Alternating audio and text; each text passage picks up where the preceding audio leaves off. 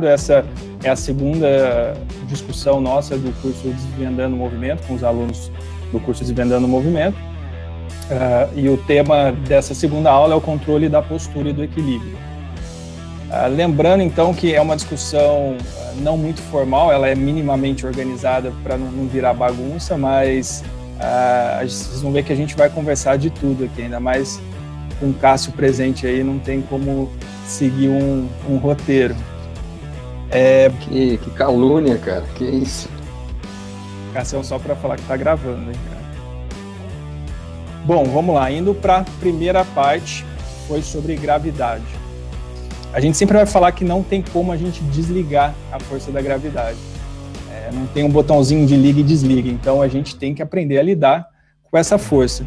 Só que, na verdade, tem algumas formas da gente tirar a gravidade da jogada e é bem interessante quando isso acontece, porque dá alguns dados bem interessantes para a gente. Então, legal, Fábio.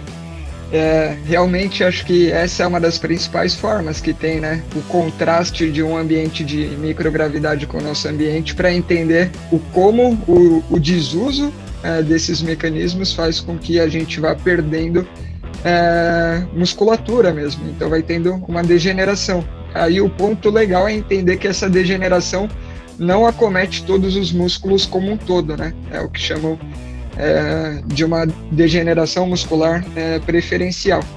E acho que um paralelo legal que a gente pode seguir depois é que tentaram replicar alguns outros estudos aqui no ambiente terrestre, pensando, tá, mas será que isso só funciona lá? E se a gente reduzir a ação vertical da gravidade sobre o corpo, né?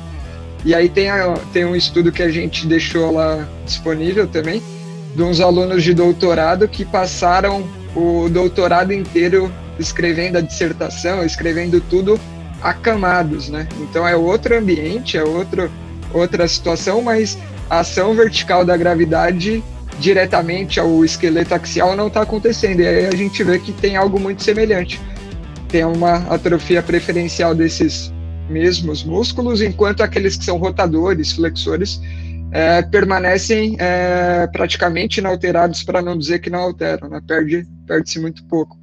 Então, para complementar rapidinho, que a gente só falou do sistema músculo-esquelético, mas acho que tem algumas coisas também que acabam, a ausência da gravidade vai acabar influenciando, como a gente acaba não utilizando essa parte muscular, né, e vai também perdendo a densidade óssea, o nosso sangue nosso sistema vai reabsorvendo essas substâncias e acaba que o sistema circulatório acaba sendo sobrecarregado também, né?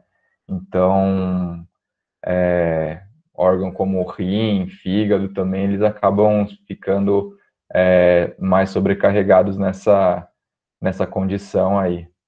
Só para complementar essa parte mesmo.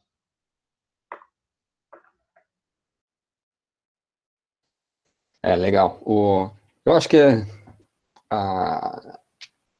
o essencial aí que a gente não pode esquecer que sustentar, e quando a gente está falando de postura, a gente está falando de uma sustentação, ela é contra a gravidade sempre. A gravidade é um vetor vertical para baixo, e se a gente quiser gerar um vetor vertical para cima. Então, diversos desalinhamentos posturais que a gente está acostumado a interpretar como desalinhamentos do plano frontal, desalinhamentos do plano transverso ou do sagital, na verdade são só falhas na sustentação, falhas na ação antigravitária, e uma vez que o corpo perdeu altura, as articulações têm que desviar para algum lado. Elas podem desviar no próprio eixo da articulação, como podem desviar fugindo do eixo da articulação. E acho que só para seguir na mesma linha, Fabião, tem um negócio super legal que é o que veio depois disso, né? Depois dessas descobertas, eles começaram a criar um ambiente todo artificial para compensar essa ausência da gravidade. Então, eu não sei se alguém já teve curiosidade de ver o treinamento dos astronautas que eles fazem, inclusive nessas expedições. Eu estou mandando aqui um link do YouTube, vocês vão achar vários outros, em que vocês têm eles treinando com carga, né, treino resistido e tudo mais, só que geralmente carga elástica, né, então fazendo essa força de tração simulando e mimetizando um pouco do que seria a ação da gravidade, justamente para buscar dar um estímulo mais semelhante possível e minimizar essas perdas, né. Cara, acho que essa parte, quem viu, ela já se conta, né, o cara mudou a história do esporte ali, da modalidade de salto em altura do atletismo, que na verdade os tipos de salto já foram mudando, teve outra variação antes dele, né? Antes o pessoal saltava com os pés na frente, acho que eu tenho até um bonequinho aqui, deixa eu tentar mostrar. O nosso bonequinho do curso. Eles saltavam assim, né, com os pés para frente, aí depois eles começam a saltar de lado, passando por sobre o sarrafo de lado, e aí depois de um certo tempo, a mudança foi com esse salto de costas, que ele permite essa extensão, e aí justamente por ter a somatória das massas ali em um centro, que é posicionado fora do corpo desse objeto, então faz com que, sem esbarrar no corpo, ele consiga gerar uma mesma aceleração do centro de massa, porém, como ele está fora, ele ganha alguns centímetros aí, possibilitando que ele passe um pouco, um sarrafo um pouco mais alto. Então, se a gente está falando de pacientes amputados, mesma coisa, a hora que a pessoa perde um braço, já mudou o centro de massa do corpo dela. E aí, então, fica fácil entender por que nas Paralimpíadas a gente vai ver um amputado de membro superior correndo. Fala, ué, mas ele corre com as pernas, por que amputar um braço habilita esse cara a correr nas Paralimpíadas? Porque a diferença que faz a mudança do centro de massa de não ter um braço e não ter o movimento do braço para contrapor o movimento das pernas é violentíssimo. Já que a gente gosta de filosofar bastante, eu vou filosofar aqui um pouco. Imagina lá naquela primeira aula que eu falei que uma parte tomadora de decisão do sistema nervoso está dentro da caixinha preta, né? E ele tem que detectar informações de fora. Uma vez que eu quero controlar o equilíbrio, eu já entendi os conceitos que regem esse equilíbrio, que é colocar o centro de massa, a projeção dele, em cima de uma base de apoio, e sabendo que essas coisas podem variar porque nosso sistema é dinâmico e vivo, ou seja, a frequência respiratória, a frequência cardíaca, o fluxo de fluidos nesse corpo, até forças externas, vão influenciar na relação e no equilíbrio desse sistema. Então, se eu sou esse sistema que está dentro da caixa preta, a primeira coisa que eu ia me preocupar é em ter sensores que me informam posições e de forma o mais precisa possível, que deem referência lá da força de reação do solo. Então, a gente tem fazendo isso um paralelo do sistema somatosensorial, principalmente periférico, vindo lá das aferências distais, né, dos pés. E eu gostaria de ter alguma informação que viesse dessa força que acelera nosso corpo, que é a gravidade. A gente tem o sistema vestibular fazendo isso. Então, aí a gente já tem duas coisas muito importantes. E a gente ainda tem um sistema meio coringa na história, que é o sistema visual, que ele pode ser tanto um estereoceptor, né, quando a gente tem noção de referência, né, de verticalidade, linhas e tudo mais, quanto quando eu conduzo ele para o meu próprio corpo, ele se torna um proprioceptor, né? Então, eu tenho noção de segmentos. Então, aí eu tenho 3 tipos de informação, né, que são diferentes e se complementam, e como qualquer sistema que está escondido numa caixa preta fechada, eu ia desconfiar delas. E é isso que eu acho que nessa repesagem sensorial acaba acontecendo.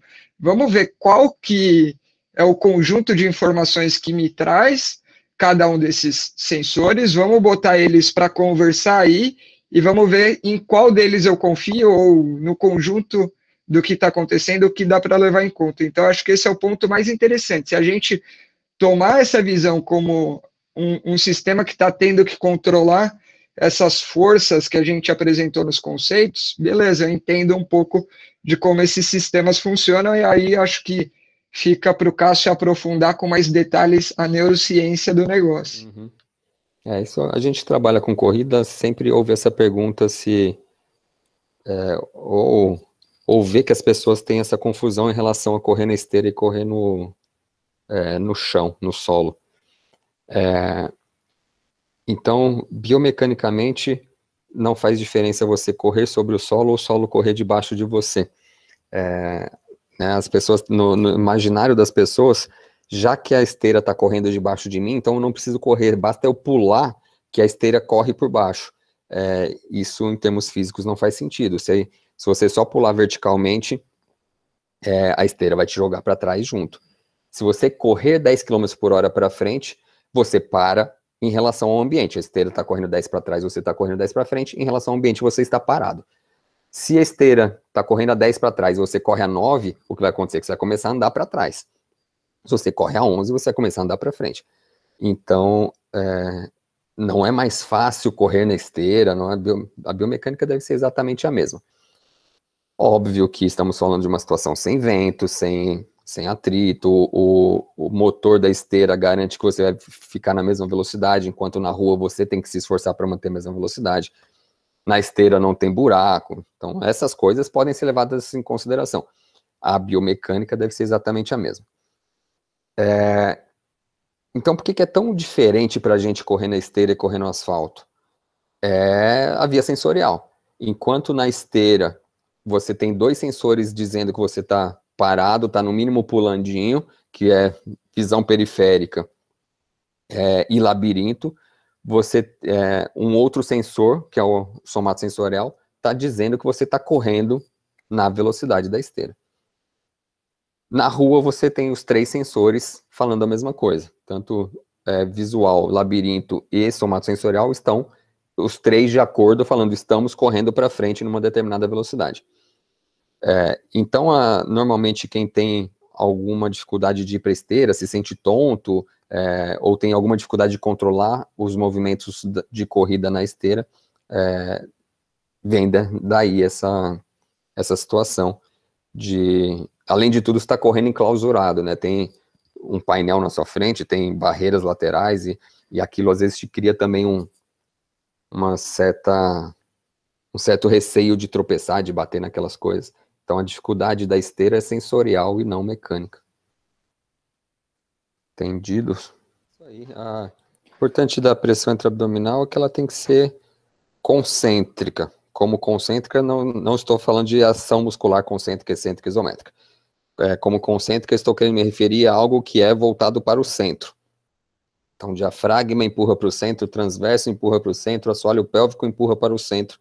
Quando todos contraem na mesma proporção, fazendo força para o centro, você tem aumento da pressão intraabdominal, isso reverte em melhora da ação antigravitária.